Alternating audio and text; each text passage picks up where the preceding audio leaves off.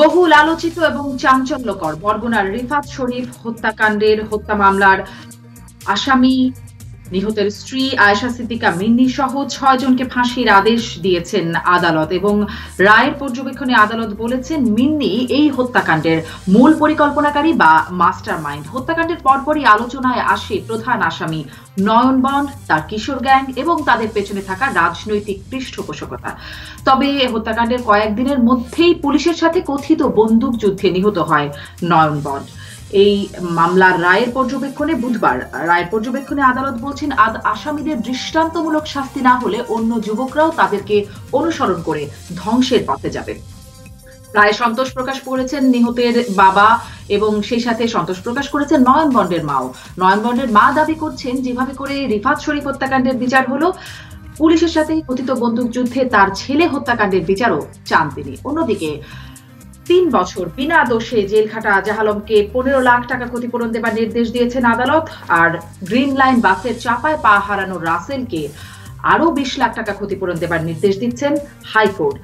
আদালতের এসব আলোচিত রায় নিয়ে আজকের আলোচনা, তাতে কেমন দৃষ্টান্ত স্থাপিত হলো, তাতে কি বার্তা পাওয়া যায়, এইসব নিয়ে আলোচনায় আজ রাজকাহনে আমার অতিথি হিসেবে আমি সংযুক্ত করে নিয়েছি।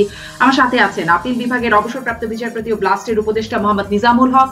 আমার সাথে আছেন সাবেক অতিরিক্ত পুলিশ মহাপরিদর্শক মোহাম্মদ মুখলেসুর রহমান। আছেন বাংলাদেশ সুপ্রিম কোর্টের আইনজীবী ব্যারিস্টার তানজিবুল আলম। স্বাগত আপনাদের তিনজনকে। সেই সাথে আমরা আলোচনার সাথে আমাদের সঙ্গে সংযুক্ত করে নিয়েছি আয়েশা সিদ্দিকা মিন্নির বাবা মোজাম্মেল হক কিশোর। জনাব কিশোর, আপনাকেও স্বাগত জানাচ্ছি এবং আমি শুরুতেই একটু আপনার কাছ থেকেই জনাব মোজাম্মেল হক কিশোর এই বিষয়টা জানতে চাই যে আপনি বলছেন আপনারা এই রায়ে সন্তুষ্ট না, আপনি বলছেন ন্যায় বিচার হয়নি। কেন আপনি বলছেন ন্যায় বিচার হয়নি? আপনি বলছেন যে আপনার মেয়ে মিন্নি ষড়যন্ত্রের শিকার, তাকে ফাঁসানো হচ্ছে, কুচক্রী মহল তাকে ফাঁসাচ্ছে। কারা এই কুচক্রী মহল যারা ষড়যন্ত্র করছে? কেন আপনার মেয়েকে ফাঁসাতে চায় মোজাম্মেল হক কিশোর? আসলে সত্য কথা বলতে হয়, এই মিন্নি তার স্বামীকে বাঁচানোর জন্য যে আপ্রাণ চেষ্টা করলো, এটা সারা বাংলার থেকে সারা বিশ্বের মানুষ দেখলো যে সে কিভাবে এই দুষ্কৃতকারীদেরকে প্রতিহত করার চেষ্টা করেও সে ব্যর্থ। যখন ওরা রিফাতকে আহত করে ফেলে রেখে চলে যায়, তখন মিন্নি হসপিটালে এনেছে এবং তার রেজিস্টারেও মিন্নির নাম দিয়ে সেখানে ওরা ভর্তি করা হয়েছে। এবং রিফাত শরীফ ওখানে বাবা আসার পরে তার স্টেটমেন্ট দিয়ে গেছে যে মিন্নিকে ১ নাম্বার সাক্ষী হিসেবে দেওয়া হোক এবং অমুক আমার কোপাইছে, ওদের মামলার আওতায় না হোক, এটুক রিফাত শরীফ নিজে বলে গেছে। কিন্তু এই যে ফাইল ফুটেজ গুলা হসপিটালের, এগুলাও সব গায়েব হয়ে গেছে। যে কোনো কায়দায় হোক, আল্লাহর মর্জি, আমি এটা বের করতে সক্ষম হয়েছি এবং সাংবাদিকের হাতে আমি দিছি। কিন্তু আমি দেখতেছি এই বরগুনার পুলিশ প্রশাসন প্রথম থেকেই আমাদের পিছনে পুরো তারা লেগেছে। এই কারণেই আমাদেরকে মিথ্যা মামলায় হয়রানি করার জন্য এসপি শাহজাহান সাহেব প্রথম আমার বাসায় গিয়ে আসামি শনাক্তের কথা বললে আমার মেয়েকে বাসা থেকে নিয়ে আসলো। এরপরে আমার সাথে আমারও আনছে, আমিও গেছি তার সাথে, কিন্তু আমার কাছ থেকে আলাদা করে নিয়ে ওরে নির্যাতন করছে, ভিতরে বিভিন্ন রকম ভয়ভীতি দেখাইছে। তারপরেও কিছু বলে নাই যে আমারে আমরা শিখানো বলি, এগুলো আমারে বললেন না, এগুলো আমি মিথ্যা কিছু বলতে পারবো না। এই তারপরে এসপি সাহেব এক সাংবাদিক সম্মেলন করে বলল যে মিন্নি দোষ স্বীকারোক্তিমূলক জবানবন্দি দিয়েছে। একটা আসামি রিমান্ড ছাড়া দোষ স্বীকার উক্তিমূলক জবানবন্দি কেমন করে দেয়? এটা আমার প্রশ্ন জাতির কাছে। এইটা বলার পরে হাইকোর্টের অবজারভেশন দিয়েছে, তাকে তিরস্কৃত করছে, তার জবাবদিহিতা দিতে হয়েছে এবং তার ডিপার্টমেন্টাল তার উপরে প্রেসার সিন ক্রিয়েট করা হয়েছে। এই কারণে এই পুলিশ প্রশাসন আমার উপর ক্ষিপ্ত হইয়া কিভাবে এসপি সাহেবের এই এই কথাটা পুলিশ কেমন করে এটা সঠিক বানাইবে, এবং সেই কারিকুলামই আজকে মিন্নিকে দোষী সাব্যস্ত করা হয়েছে। ঢাকা থেকে আমার আলোচিত। ধন্যবাদ আপনাকে। এবং আপনারা বলছেন আপনারা আপিল করবেন, আপিলে আপনাদেরকে কোনো নতুন যুক্তি থাকবে এবং সেখান থেকে আপনাদের প্রত্যাশা? মোজাম্মেল হোসেন কিশোর, একটু বুঝিয়ে বলেন। মানে আপনারা তো বলছেন যে আপনারা রায়ে সন্তুষ্ট না, আপনারা আপিল করবেন, তাই তো? সেই আপিলে আপনাদের কি নতুন কি যুক্তি থাকবে যেটি এই আদালতে দেননি আপনারা বা দিতে পারেননি, এরকম কি কিছু থাকবে আপনাদের? অবশ্যই থাকবে। আমার যে আইনজীবীরা যে আর্গুমেন্ট করছে এবং যে পয়েন্টের উপরে মিন্নি খালাস পাবে দোষী সাব্যস্ত, করা ওকে যাবে না, এই যেগুলা বলছে এই আইন এই পয়েন্ট গুলা বিচারক আমলেই নেননি। আমি মনে করি মোজাম্মেল হোসেন কিশোর, আপনি থাকুন, যদি আবার প্রয়োজন হয় আপনাকে নিশ্চয়ই জিজ্ঞাসা করবেন, অতিথিরাও আছেন, তারাও যদি মনে করেন আপনাকে হয়তো কিছু জিজ্ঞাসা করবেন। আমি জনাব মোখলেছুর রহমান আপনার কাছ থেকে জানতে চাই যে আসলে কি মানে পুলিশ প্রশাসনের ভূমিকা এখানে আপনার কাছে কিরকম মূল্যায়ন? যদি মিন্নির বাবার অভিযোগের কথা যদি আপনি নাও আমলে নেন, আমরা দেখেছি ঘটনার পরপরই নয়ন বন্ডকে হত্যাকাণ্ড, তখন কিন্তু এই বিষয়টা বেশ আলোচিত ছিল যে মূল পৃষ্ঠপোষকদের আড়াল করবার কোনো অপচেষ্টা কি এর মধ্যে আছে কিনা। জনাব মোখলেছুর রহমান, আপনি যদি আপনার মানে পুলিশের শীর্ষ পর্যায়ে কাজ করার জায়গা থেকে আপনার অভিজ্ঞতা থেকে জায়গাটা একটু স্পষ্ট করেন যদি কোনো অস্পষ্টতা থেকে থাকে। জনাব মোখলেছুর রহমান। ধন্যবাদ। আমি প্রথমে আয়েশা সিদ্দিকার পিতা এখানে উপস্থিত আছেন, তার কন্যা দোষী সাব্যস্ত হয়েছেন, পিতা হিসাবে তার প্রতি আমার সহানুভূতি থাকলো। কিন্তু সেই সাথে যে অপরাধটি সংঘটিত হয়েছিল সেই অপরাধ তো কেউ না কেউ করেছিল, এবং দিবালোকে বহু মানুষের সামনে এরকম একটি নৃশংস হত্যাকাণ্ড সংঘটিত হয়েছিল। জনমনের চাঞ্চল্য সৃষ্টি হয়েছিল, মানুষের মধ্যে ক্ষোভের তৈরি হয়েছিল, এবং পুলিশের উপরও মানুষের অনেক ক্ষোভ তৈরি হয়েছিল যে দিনে দুপুরে এরকম ঘটনা ঘটে, পুলিশ কোনো কিছু করতে পারে না। আজকে যেটা বলতে চাই যে বিজ্ঞ আদালত সমস্ত কিছু যাচাই বাছাই করে দুই পক্ষের শুনানি করে তারপরে একটি রায় দিয়েছে। এই রায়ের পরে আমাদের মন্তব্য হিসাবে আর কোনো কিছু থাকা উচিত নয়। আমি এই ক্ষেত্রে বরগুনার পুলিশ প্রশাসনকে আন্তরিক মোবারকবাদ জানাই। ঘটনার পরপর যেভাবে তাদের উপর সোশ্যাল মিডিয়া থেকে অন্যান্যরা যেভাবে আক্রমণাত্মক হয়ে উঠেছিল, যেভাবে স্বয়ং পুলিশ সুপারের কর্মকাণ্ড নিয়ে মানুষ প্রশ্ন তুলেছিল এবং তাকে সামাজিকভাবে একটা হেয় প্রতিপন্ন করার জায়গায় নিয়ে গিয়েছিল, সেই জায়গাতে তিনি মিডিয়াতে যা কিছুই বলেন না কেন, আজ এসে সেটা প্রমাণিত হয়েছে তিনি যা বলেছেন, যা করেছেন, যেভাবে তদন্ত করেছেন সমস্ত কিছুই সত্য পরিণত হয়েছে, এবং তাদের তদন্তের পরিপ্রেক্ষিতেই সাক্ষ্য সাবেদের উপস্থিতি ঠিকঠাক মতো করার কারণে আজকে এই রায়টি সুসংবদ্ধভাবে সুন্দরভাবে সম্পন্ন হয়েছে এবং দোষীরা দোষী সাব্যস্ত হয়েছে। জনাব মোখলেছুর রহমান, আপনার বক্তব্য স্পষ্ট। সাথে সাথে এটিও জানতে চাই যে নয়ন বন্ডের মা, যে কিনা ক্রস ফায়ারে নিহত হলো, কথিত বন্দুক যুদ্ধে নিহত হলো, তিনিও এখন বলছেন যে তার ছেলে হত্যাকাণ্ডের বিচারও তিনি চান। সেটাও কি মানে তদন্ত করা উচিত, দেখা উচিত? জনাব মোখলেছুর রহমান। নিশ্চয়ই। আমি বরাবরই বলি, ট্রিগার হ্যাপি পুলিশিং কোনো মতেই কাম্য নয়। বন্দুকের ট্রিগার চেপে আইন শৃঙ্খলা রক্ষার কাজ থেকে পুলিশ সরে আসুক, এটা আমি কায়মনোবাক্যে আশা করি। ভবিষ্যতে যেন এ ধরনের ঘটনা না ঘটে। পুলিশের কাজ হলো অপরাধীকে বাঁচিয়ে তাকে আইন আদালতে সোপর্দ করা, এবং সেই আদালতে নির্ধারণ করবে কে কতখানি দোষী, কার কতখানি অপরাধ হয়েছে, কে কতখানি শাস্তি পাবে। তবে আমরা বরাবরই দেখেছি এই আলোচিত এই হত্যাকাণ্ডের সময়ও দেখেছি সোশ্যাল মিডিয়া যেভাবে উচ্চকণ্ঠ হয়ে গিয়েছিল।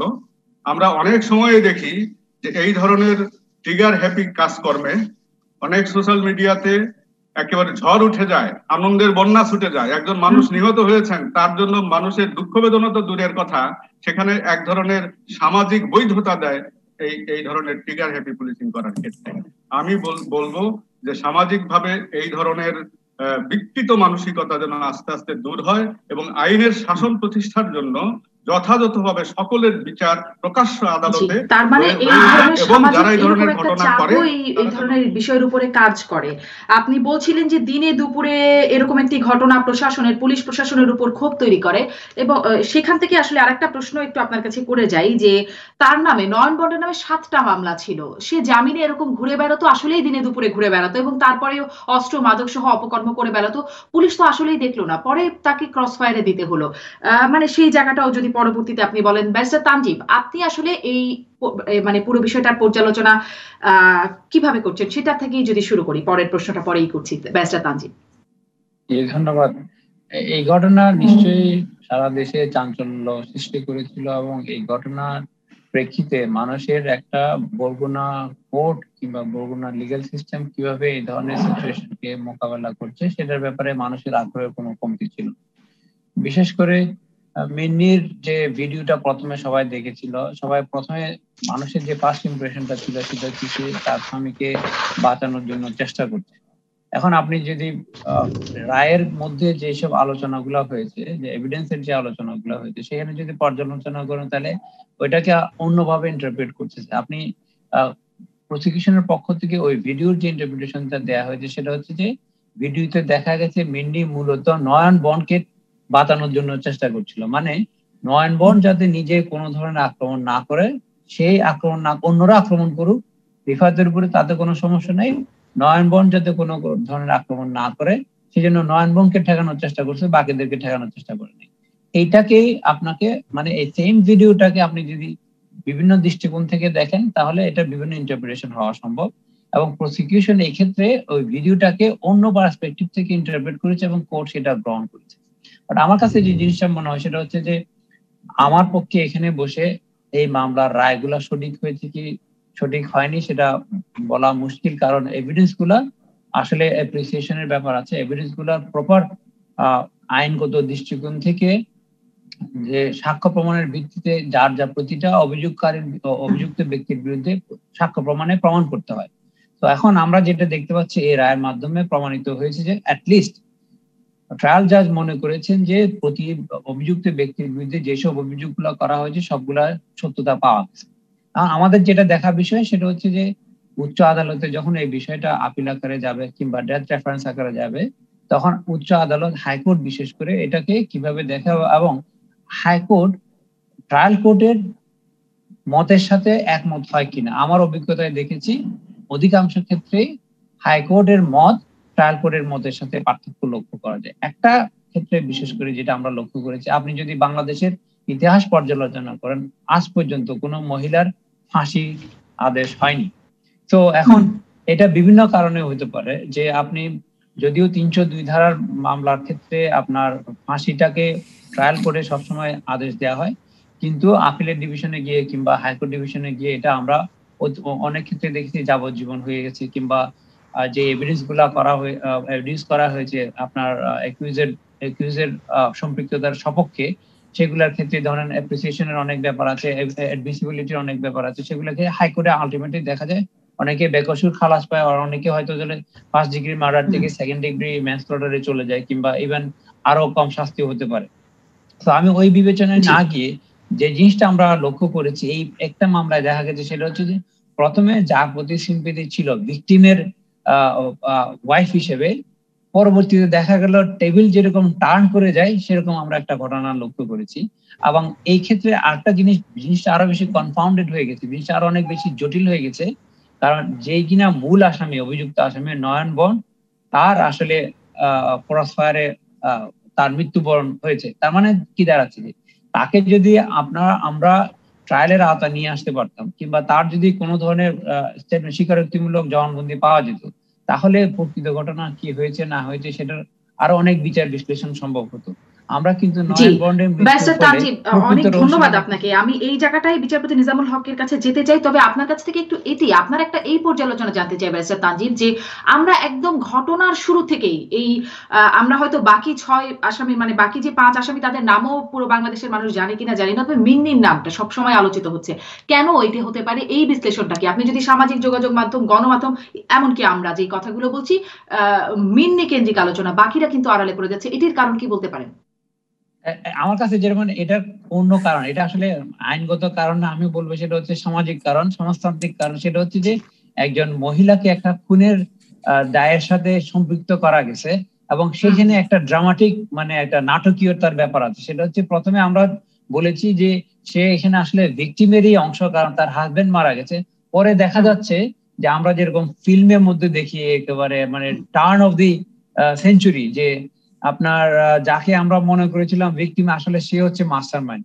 এই কারণে, এবং সেকেন্ড আসপেক্ট হচ্ছে যে স্পষ্ট ব্যারিস্টার তানজিম, এর পরের অংশে আমি আবারও আপনার কাছে আসছি, আরো কয়েকটি প্রশ্ন তো আছেই। বিচারপতি নিজামুল হক, দুটা মানে একটা বিষয় আসলো সামাজিক কারণ, যেটি ব্যারিস্টার তানজিম বলছিলেন এবং জনাব মুখলেসুর রহমানও বলছিলেন যে সামাজিক একটা চাপ সৃষ্টি হয়, একটা সামাজিক বৈধতা।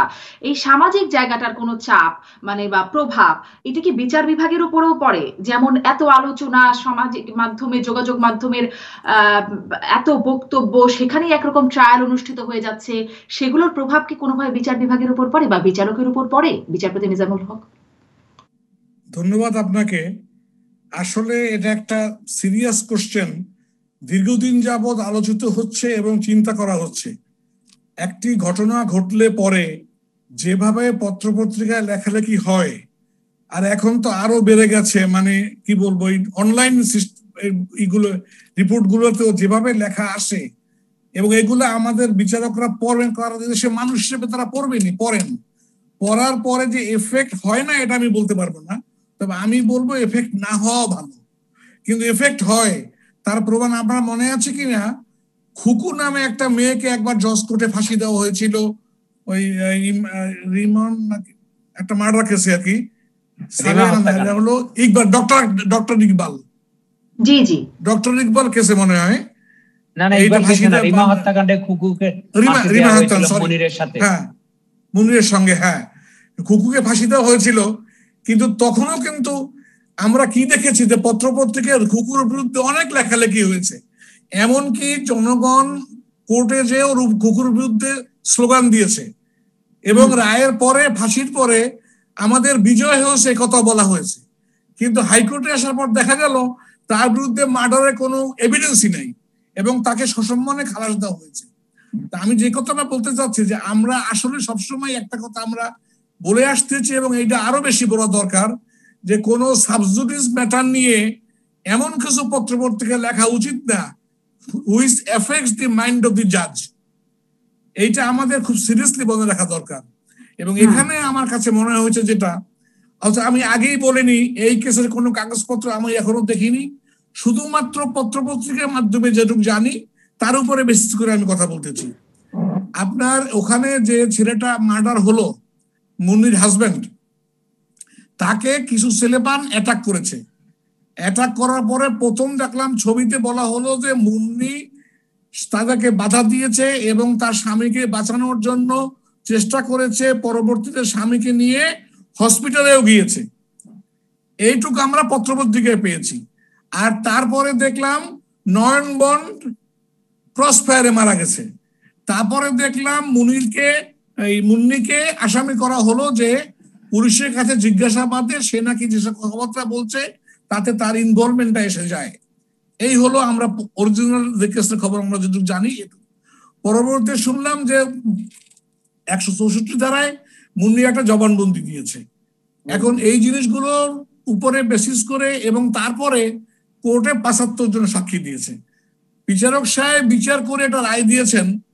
অবশ্যই এটা তার নিজস্ব মতামত এবং তার জায়গায় উনি করেছেন, এবং এটা রেফারেন্সে আসবে, এটা হাইকোর্টে আসবে।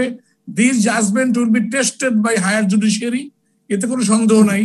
কিন্তু সবচেয়ে যেটা বড় কথা আমার কাছে মনে হচ্ছে যে যেটুকু আমরা দেখেছি তখন ঘটনার দিনে, যে মুন্নি তার হাজবেন্ডকে নিয়ে হসপিটালে নিয়ে গেছে, তাকে বাঁচাবার জন্য ডাক্তারের কাছে নিয়ে গেছে, তাহলে আমার কাছে একটু কেমন যেন বেখাপ্পা লাগে যে সে যদি ইনভলভ থাকতে পারে, আমি জানি না, এভিডেন্স কি আসছে আমি আগেই বলে দিচ্ছি, আমি বলতে পারছি না। তবে এই ঘটনাটা একটু মনে হয় যে যখন সে নিয়ে গিয়েছে তাকে বাঁচাবার জন্য, তাহলে অ্যাটলিস্ট মার্ডারের ইন্টেনশন তার ছিল কিনা, এইটা একটা প্রশ্ন আমার মনে এসছে। আর দ্বিতীয় হলো, যদি মার্ডারের ইন্টেনশন যদি থাকে তো অবশ্যই যে রায় হচ্ছে সেটা হবে, আর যদি ইন্টেনশন না থাকে তাহলে তার যে সেন্টেন্সটা দেওয়া হয়েছে সেটা কতটুকু প্রপার হয়েছে, that is to be decided by the higher judiciary. এখানে আমাদের বলার কিছু নাই। নিশ্চয়ই হাইকোর্টে যাবে মামলাটি, যেটি বলছেন মোজাম্মেল হোসেন কিশোর, তারা আপিল করবেন এবং সেখানেও আমরা দেখব। তবে একটু বলে রাখি, নয়ন বন্ডের মা, রিফাত শরীফের বাবা সবাই এই রায়ে সন্তোষ প্রকাশ করেছেন। আমি একটা বিরতিতে যাব, বিরতিতে যাবার আগে আমি জনাব মোজাম্মেল হোসেন কিশোর আপনাকে ধন্যবাদ জানাচ্ছি। আপনি আমাদের সাথে সংযুক্ত হয়েছিলেন এবং এই বিষয়গুলো নিয়ে আপনি আপনার বক্তব্য বললেন। আমি বিরতির পরে ফিরে আসব এবং বিচারপতি নিজামুল হক, একটা বিষয় আপনি যেটি বলছিলেন যে পত্রপত্রিকায় লেখা বা সাবজুডিস ম্যাটারে, আমরা তো আবার এটাও দেখছি যে পত্রপত্রিকায় লেখার মাধ্যমে জাহালম কাণ্ড উদ্ঘাটিত হচ্ছে, যখন দেখা যাচ্ছে বিনা বিচারে আদালতের প্রক্রিয়ার মাধ্যমে 3 বছর ধরে সে জেল খাটছে। এরকম আরো অনেক জাহালমের সন্ধানও পত্রপত্রিকায় বেরিয়ে আসছে। মানে পত্রপত্রিকায় না লেখাও একটা সমাধান কিনা। আমি বিরতির পরে ফিরে আসি, আলোচনায় আরো কয়েকটি মামলা নিয়ে কথা বলবো। থাকুন রাজকামনায়। এলাম জিপিএইচ ইস্পাত লিমিটেড রাজকামনে। বিরতির আগে বলছিলাম একটু জাহালম প্রসঙ্গটাতেও যাব, তবে বিচারপতি নিজামুল হক, তার আগে আমি একটু এই রিফাত শরীফ হত্যাকাণ্ডের রায়েরই আদালতের পর্যবেক্ষণে বিষয়টি আপনার কাছ থেকে জানতে চাই। আদালত পর্যবেক্ষণে বলছে, তথ্য প্রযুক্তি ও সামাজিক যোগাযোগ মাধ্যমে যুব সমাজ সহ দেশ বিদেশের সব বয়সের মানুষ তাদের মানে আসামিদের নির্মমতা প্রত্যক্ষ করেছে। এমত অবস্থায় তাদের দৃষ্টান্তমূলক শাস্তি না হলে তাদের পদাঙ্ক অনুসরণ করে দেশের যুব সমাজ ভুল পথে অগ্রসর হওয়ার আশঙ্কা থাকে। মানে এই দৃষ্টান্ত, শুধু এতটুকু দৃষ্টান্তই যথেষ্ট। কাদের পৃষ্ঠপোষকতায় তারা এরকম ভয়ঙ্কর গ্যাং হয়ে উঠলো, তাদের জন্য কি একটা দৃষ্টান্ত দেওয়ার প্রয়োজন নাই? বা কাদের অবহেলায় 7-8টা মামলা থাকবার পরেও তারা দিনে দুপুরে এভাবে ঘুরে বেরিয়েছে এবং অস্ত্র মাদক সহ এরকম অপকর্ম করতে পেরেছে, তাদের জন্য কি একটা দৃষ্টান্ত স্থাপনের কোনো প্রয়োজনীয়তা নাই বিচারপতি নিজামুল হক?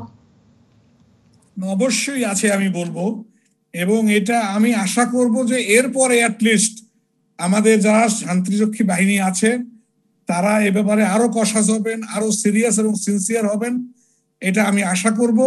কারণ এটা আমরা আশা করতে পারি না যে একজনের বিরুদ্ধে অনেক মামলা আছে তারপরও পুলিশ তাকে ধরতেছে না, সে সমাজে বেড়াচ্ছে। এবং এদের পিছনে যদি কেউ থেকে থাকে যাদের শক্তিতে বলিয়ান হয়ে তারা এসব কাজ করতেছে, তাহলে আমি মনে করি তাদেরকেও আইনের আশ্রয় আনা দরকার। এ ব্যাপারে কোনো সন্দেহ নাই, কারণ আমাদের কারো মনে কোনো সন্দেহ নাই। এবং আমরা আশা করব আমাদের পুলিশ এবং অন্যান্য আইন শৃঙ্খলা বাহিনী যারা আছেন তারা এ ব্যাপারে আরো বেশি কশাস এবং সিরিয়াস হবেন এবং সিনসিয়ারও হবেন, এটা আমি আশা করি। অনেক ধন্যবাদ বিচারপতি নিজামুল হক। জনাব মোখলেসুর রহমান, এই বিষয়ে নিশ্চয়ই আপনি একটু বলবেন। তবে আমি যে জিনিসটা জানতে চাই যে পুলিশ যেন তাদেরকে ধরে, সেই জায়গাটা যেখানে আসছে, তেমনি ব্যারিস্টার তানজিব, মানে তাদেরকে ধরা হলেও তারা জামিনে বেরিয়ে যাচ্ছে, এই একটা অসুবিধা। মানে এই রিফাত, দুঃখিত, নয়ন বন্ডকেও কয়েকবার ধরা হয়েছে, আদালতে দেওয়া হয়েছে, কয়েকবারই থেকে জামিনে বেরিয়ে এসছে। এত মানে জামিনটা তো আইনজীবীরাই জামিনের জন্য আদালতে অন্তত আবেদন করেন। এছাড়াও এই মামলা ছাড়াও যে কোনো জায়গায় আইনজীবীরা কি ন্যায় কি আসলে বিষয়টা কি সেটি বিবেচনা করেন না, নাকি তার মক্কেলের পক্ষেই যে কোনো মূল্যেই যেতে চান? ব্যারিস্টার তানজিব।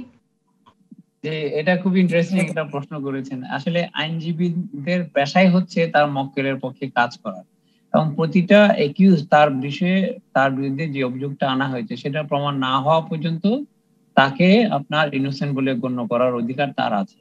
আর এটা একটা বিষয়। আরেকটা হচ্ছে যে আপনি কাউকে অভিযুক্ত করে তার বিরুদ্ধে প্রমাণ না নিয়ে এসে, তার বিরুদ্ধে চার্জশিট না এনে দিনের পর দিন যদি তাকে জেল হাজতে রেখে দেন, সেটা কিন্তু তার নাগরিক যে মৌলিক অধিকারগুলো আছে সেটা থেকে তাকে বঞ্চিত করা হয়। সুতরাং আপনাকে আইনের দৃষ্টিকোণ থেকে শুধু এটা দেখলে হবে না যে কাউকে আপনি অভিযোগ করে যদি জেলে পুরে দেন তাহলে তার যে মৌলিক অধিকার আছে সেটা খর্ব হচ্ছে। সো আপনি যখন জুডিশিয়ারি যখন এই বিষয়গুলো বিচার করে, তখন স্বাভাবিকভাবেই আপনার যে বিষয়ে যে ব্যক্তিকে এখনো অভিযুক্ত করা হয়েছে তার বিরুদ্ধে এখনো ট্রায়াল শুরু হয়নি, সুতরাং এবং ট্রায়াল শুরু হতে অনেক দেরি হচ্ছে, চার্জশিট দিতে অনেক দেরি হচ্ছে। এক্ষেত্রে তার একটা অধিকার জন্মায় জামিন পাওয়ার জন্য, এবং এই যে জামিন পাওয়ার যে অধিকারটা সেটা কিন্তু আমাদের মানে সাংবিধানিক ভাবে স্বীকৃত একটা অধিকার। তো জামিন পাওয়া মানে এরকম না যে কোর্ট বলছে না যে আপনাকে ছেড়ে দিচ্ছি। এটা যখন বাস্তবতা যে সে বেরিয়ে আবারও অপকর্মে নিয়োজিত হচ্ছে, তখন পুলিশও তো একটা মোটিভেশন হারিয়ে ফেলে কিনা, নিশ্চয়ই মোখলেসুর রহমান বলবেন, যে তাকে গ্রেফতার করা হলে সে আবার জামিনে বেরিয়ে আসে। জনাব মোখলেসুর রহমান। দেখুন, আমি তো সারা জীবন ধরে এই বিষয়টি শুনে আসলাম যে কোন অভিযুক্ত ব্যক্তি, অপরাধী যদি শাস্তি না পায় তার পুরো দায়টা পুলিশের উপর এসে পড়ে। এখন তো পুলিশ বিচার ব্যবস্থার একটি অংশ, এখানে আরো 2-3টি অংশ রয়েছে। তো সার্বিকভাবে সবারই এখানে একটি দায়িত্ব রয়ে গেছে। এখন আমার জানা মতে অপরাধ করে পুলিশের হাতে ধরা পড়ে না এমন অপরাধীর সংখ্যা নিতান্তই কম, এবং যারা খুব হেনিয়াস অপরাধ করে থাকে, গুরুতর অপরাধী বারংবার অপরাধ করে, তাদেরকেও কিন্তু বারংবার পুলিশ তাদেরকে গ্রেপ্তার করে এবং আদালতের কাছে সোপর্দ করে। বলা হয়ে থাকে যে পুলিশ চার্জশিট দিতে দেরি করছে, কিন্তু গড়ে একটা হিসাব আছে পুলিশের কাছে, বছরে যে পরিমাণ মামলা হয় একেবারে প্রায় ততগুলো মামলা তারা কোনো না কোনো ভাবে ডিসপোজ আপ করে, হয়তো কোনোটা ফাইনাল রিপোর্ট হয়, কোনোটা চার্জশিট হয়, কোনো না কোনো ভাবে এটা ডিসপোজ আপ হয়। দুই একটা ব্যতিক্রমী মামলা আছে, সেগুলো হয়তো একটু লম্বা সময় লেগে যেতে পারে। কিন্তু এটা বিচার প্রক্রিয়াতে যেতে যেতে যদি এটা 5 বছর 7 বছর 10 বছর লেগে যায়, তাহলে সেই ক্ষেত্রে আসামিরা তো আর ততদিন ধরে আদালতের ইয়েতে থাকবেন না, জেলখানায় থাকবেন না, তারা কোনো না কোনো ভাবে জামিন পাবে। যার একটি অপরাধী মন আছে, সে যখন বুঝবে যে বিচার প্রক্রিয়াটা প্রলম্বিত হবে, অনেক দীর্ঘ সময় ধরে আটকায় রাখতে পারবো কোনো না কোনো ভাবে, তখন সে বাইরে বেরিয়ে এসে আবার অপরাধ করতে থাকে এবং পুলিশ তাকে পশ্চাৎ ধাবন করে, এবং পুলিশও এক সময় গিয়ে তার আগ্রহটা হারিয়ে ফেলে যে এই লোকটিকে আমরা কতবার ধরবো এবং কতবার জেলে পুরবো। এটা যে শুধু বিচারালয়ের সমস্যা তাই নয়, এটা একটা সামাজিক প্রেক্ষাপট আছে, দীর্ঘ প্রেক্ষাপট আছে, এবং সমাজটাকে আমরা যেভাবে গড়েছি এবং সমাজে তাদেরকে আমরা যেভাবে পৃষ্ঠপোষকতা দিয়ে থাকি, শক্তিমানের যে দাপট তৈরি হয়ে আছে, এবং এই শক্তিমানের দাপট তৈরি করার জন্য তাদের যে সমস্ত ফলোয়ার তৈরি করা দরকার, এই যে একটা মাসল পাওয়ার তৈরি করা দরকার, একটা ব্যবসা বাণিজ্যের ক্ষেত্রে আধিপত্য বিস্তার করার জন্য যে সমস্ত লোকজনের প্রয়োজন, এগুলো সবাই একটা অপরাধী চক্রের সাথে সম্পর্কিত হয়ে আছে। এটা একটা সামাজিক জালিকার মধ্যে আছে। শুধুমাত্র পুলিশকে বলে এই সমস্যার সমাধান কখনোই হবে না। সমস্যাগুলো চিহ্নিত, কোথায় কোথায় সমস্যা একদম চিহ্নিত, কিন্তু ব্যবস্থাগতই একটা অসুবিধা রয়ে যাচ্ছে, এই বিষয়টা স্পষ্ট। এটি নিয়ে নিশ্চয়ই কর্তৃপক্ষ বা যারা আসলে সিদ্ধান্ত নিতে পারেন তারা নিশ্চয়ই ভাববেন, এমন একটা দাবি আমরা আমাদের অনুষ্ঠান থেকে রাখতেই পারি। বিচারপতি নিজামুল হক, একটু জাহালমের প্রসঙ্গে আসি এবারে।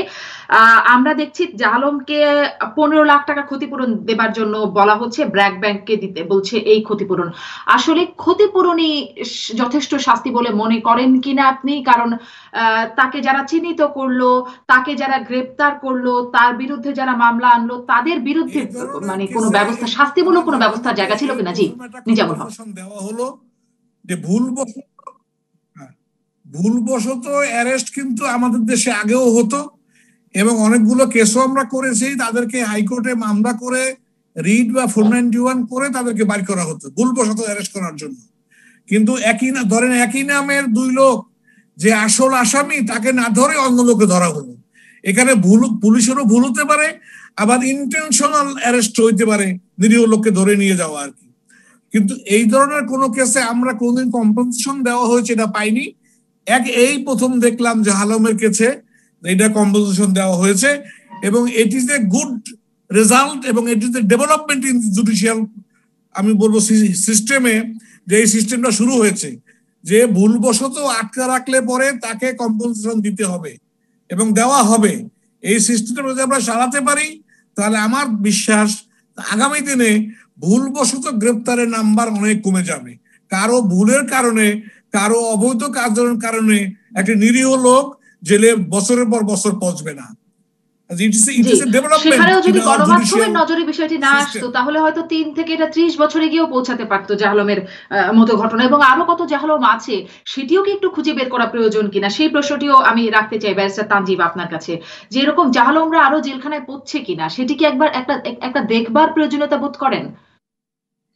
দেখেন, আমি যদিও লয়ার হিসেবে ক্রিমিনাল লয়ার প্র্যাকটিস করি না, কিন্তু আমার আমি মূলত কর্পোরেট লয়ার এবং কনস্টিটিউশন নিয়ে কাজ করি, কিন্তু আমার ক্রিমিনাল প্র্যাকটিস না থাকার পরেও আমি কিন্তু অনেকগুলো মামলা করেছি।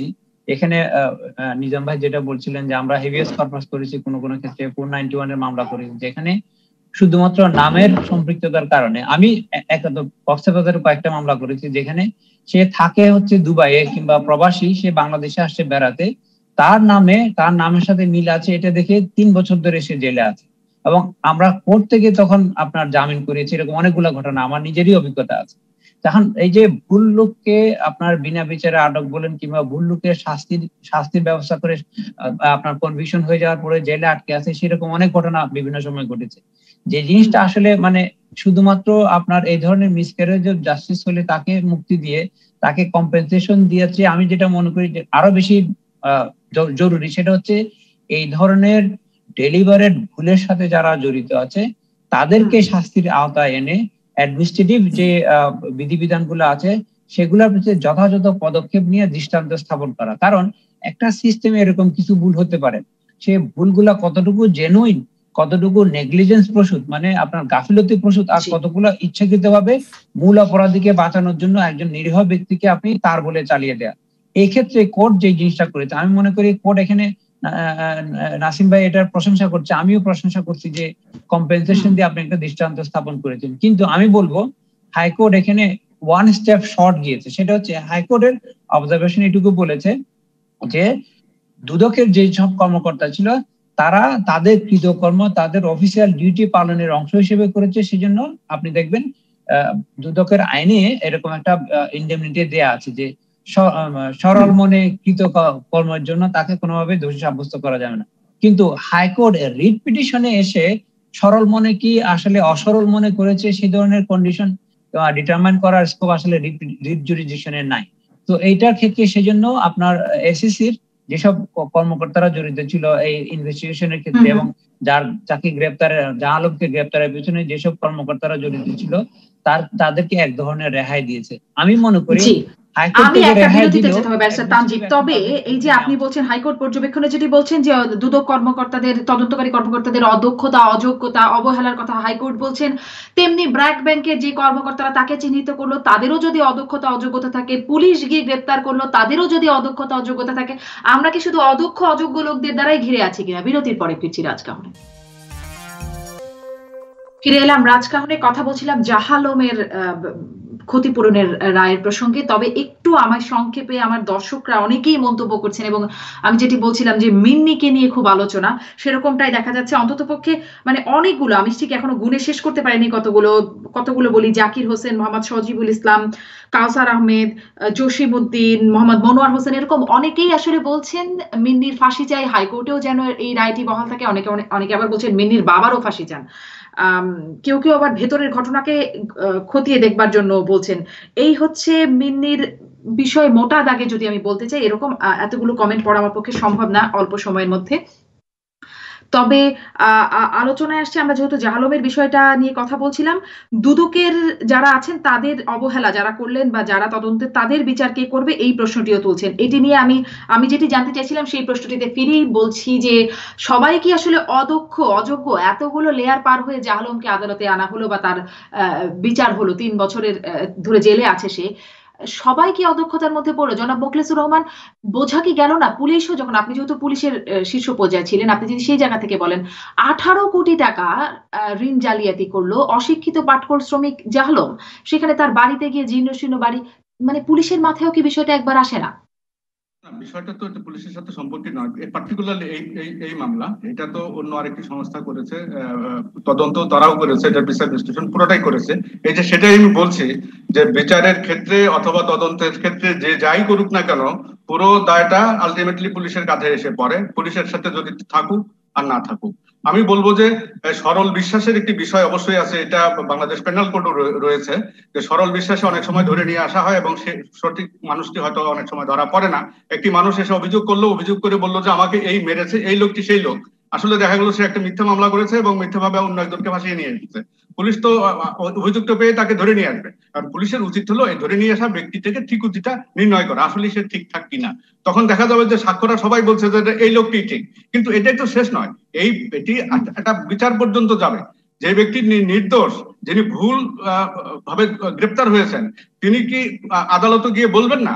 তার পক্ষের কি উকিল দাঁড়াবেন না? তাকে কি বলবেন না যে আমি যে সেই ব্যক্তিটি নই? তো এই একটা লম্বা প্রসেসের মধ্যে গিয়ে সে কোথাও তার নিজের অস্তিত্বটাকে প্রমাণ করতে যদি না পারে, ব্যর্থ হয়, তো সেই ক্ষেত্রে তো এটা কি করার আছে? কিছু তো করার নাই, কারণ কিছু করার কেন নাই সেই প্রশ্নটাই আমার ছিল। যে অসহায় জাহালম বারবার বলেছে আমি সালেক না, আমি জাহালম, সেই শিরোনামে পত্রিকায়ও এসেছে। আমি এটি বিচারপতি নিজামুল হক আপনার কাছেও জানতে যে আসলে কিছুই করার নাই, একটা লেয়ার তো না, দুদকের তদন্তকারী কর্মকর্তা, পুলিশ, ব্যাংকের যারা শনাক্ত করলো, এতগুলো পর্যায় থেকে আসলো, সেই লোকটি বারবার বললো আমি সালেক, আমি জাহালম, মানে আমি সালেক নই, আমি জাহালম, তার কথা শোনা হলো না, কেউ শুনতে পেল না। কিছুই কি করার নাই? সবাই কি অদক্ষ অযোগ্যতায় ভরপুর? না, আমি মনে করি করার আছে। এটা দরকার বিভিন্ন অথরিটি যারা এই ব্যাপারে ইনভলভ তাদের সিনসিয়ার স্টেপস, যে আমাদের ডিপার্টমেন্টে যারা এইসব কাজ করে বেড়ায় বা ভুলটা করছে ভুলের শাস্তিমূলক ব্যবস্থা নেওয়া, যে ভুল করেছে বা যারা করেছে, এইটা যার যার রেসপেক্টিভ ডিপার্টমেন্টের ডিউটি। যেমন এখানে দুদকের কথা বলা হচ্ছে, আমার বক্তব্য যে দুদকের উচিত ছিল কারা কারা দায়ী এই ব্যাপারটার ভিতরে তাদেরকে নিয়ে স্টেপ তাদের ডিপার্টমেন্টাল অ্যাকশনে যাওয়া, অন্য ডিপার্টমেন্ট যদি কেউ ইনভলভ থাকে তাদেরও যার যার ব্যাপারে তাদের ইনভেস্টিগেশন করে এটা দায়ীদেরকে বের করে তাদের বিরুদ্ধে ডিপার্টমেন্টাল অ্যাকশন নেওয়া, এটা উচিত ছিল। কিন্তু আমরা দেখি না কোথাও এই ধরনের স্টেপ নেওয়া হয়েছে। আর মুক্তাসুর রহমান সাহেব অত্যন্ত সিনিয়র অফিসার, উনি ঠিকই বলেছেন, কিন্তু তার সঙ্গে আমি একটু অ্যাড করব, এই যে ভুল লোকদের অ্যারেস্ট করা হয় সেটা কিন্তু ইনভেস্টিগেশনের চেয়ে কনভিকশন হওয়ার পরে অন্য লোককে ধরা হয়। যখন আসামি পলাতক, আসলে আসামি পলাতক থাকে, তখন আমরা অন্তপক্ষে আমি যতগুলি কেস করেছি বা যা আমি জেনেছি জানি, প্রত্যেকটাই দেখেছি যে কনভিকশনের পরে রং লোককে অ্যারেস্ট করা হয়েছে, যার ফলে তারা কোনো স্কোপ থাকে না কোর্টের কাছে যে বলা বা যে আমি সেই লোক না। যখন বলে তখন তো সেই লয়ার যে তার কাগজপত্র প্রডিউস করে, তার বার্থ সার্টিফিকেট থেকে শুরু করে সমস্ত কিছু প্রডিউস করিয়া তার ঠিকানা দিয়ে দিয়ে তারপর আবার রিড করে বা যে স্টেপ নেওয়ার নেয় সেটা হয়। ধন্যবাদ বিচারপতি নিজামুল হক। আপনি বলছিলেন যে দুদকের উচিত ছিল ব্যবস্থা নেওয়ার, কিন্তু আমরা গণমাধ্যমের খবরেই দেখছি যে সেই 9 তদন্তকারী কর্মকর্তার মধ্যে পরবর্তীতে 8 জন প্রমোশনও পেয়েছেন তাদের কাজের দক্ষতার কারণে। জনাব তানজিবুল ইসলাম, আপনার কাছ থেকে একটু এটিও জানতে চাই যে ক্ষতিপূরণটা কি যথাযথভাবে আদায় করা যাবে কিনা, ক্ষতিপূরণ না পাওয়া গেলে সেক্ষেত্রে কোনো ব্যবস্থা নেওয়ার সুযোগ আছে কিনা। পা হারানো রাসেলকেও কিন্তু 20 লাখ টাকা ক্ষতিপূরণ আরো দিতে নির্দেশ দিয়েছেন। এর আগে অনেক নজির আছে যেখানে এখনো পর্যন্ত ক্ষতিপূরণ পাওয়া যায়নি। ব্যারিস্টার তানজিব, ছোট্ট করে যদি বলেন। এইখানে আপনি দেখবেন যে ক্ষতিপূরণের নির্দেশটা জাহ আলমের ক্ষেত্রে দিয়েছে, সেটা দিয়েছে মূলত ব্যাংকের বিরুদ্ধে, কারণ ব্যাংকের টাকা আত্মসাৎ করেছে এই অভিযোগে তাকে গ্রেফতার করা হয়েছে এবং এটা এসিসি কে মানে দুদককে এই টাকাটা দেওয়ার জন্য নির্দেশ দেওয়া হয়নি। যদিও আমি মনে করি এখানে তার যে শাস্তিটা হয়েছে সেটা মূলত প্রসিকিউশনের গাফিলতির কারণে, এটা পুলিশের দোষ দেওয়া যাবে না, কারণ পুলিশ তো ইনভেস্টিগেটিং এজেন্সির অংশ ছিল না, এখানে এসিসির হচ্ছে মূল দায়টা পড়ে, কারণ ওরাই তদন্তটা করেছে। আর টাকা আদায়ের ব্যাপারে যদি বলেন, যেহেতু টাকা আদায়টা ব্যাংকের জন্য করেছে, আমি মনে করি এটা এই ব্র্যাক ব্যাংকের জন্য একটা বিরাট একটা এম্বারাসিং এর ঘটনা, এবং তাদের যদি শুভ বুদ্ধির উদয় হয় তারা চেষ্টা করবে জিনিসটা যতদূর তাড়াতাড়ি সম্ভব শেষ করে দেওয়ার জন্য। কিন্তু আমি লার্জার স্কিমে যেতে চাই, সেটা হচ্ছে যে আপনি এখানে 15 লাখ টাকা দিলেন, আসলে জাহান্নামের জীবন থেকে যে 3 বছর চলে গেছে সেটা 15 লক্ষ টাকা না, 15 কোটি টাকা দিয়েও ফেরত আনা যাবে না। যে জিনিসটা আমাদের জন্য বেশি। অনেক ধন্যবাদ ব্যারিস্টার তানজিব, আমাকে আজকের মতো শেষ করতে হচ্ছে। ধন্যবাদ ব্যারিস্টার তানজিব, ধন্যবাদ বিচারপতি নিজামুল হক এবং জনাব মুখলেসুর রহমান, আপনাদের তিনজনকে আজকের মতো বিদায় নিচ্ছি।